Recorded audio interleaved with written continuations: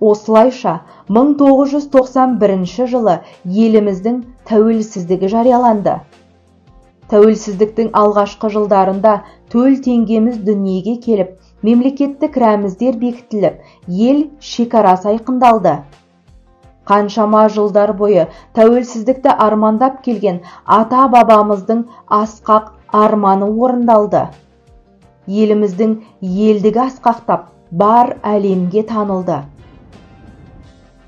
Тәуелсіздікке жету жолы қаншалықты ауыр болса, тәуелсіздікпен тыныстаудың баяндылығы да соншалықты жауапты екені анық. Жас ұрпақ тәуелсіздіктің тағылымдарын танып, қастерлеп, құрметтеп отыруы парыз. Достар, бұл шығарылым сендерге ұнады деген үміттемін. Ендеше біздің каналға жазылып, лайк басып, комментарий қалдыруды ұмытпа.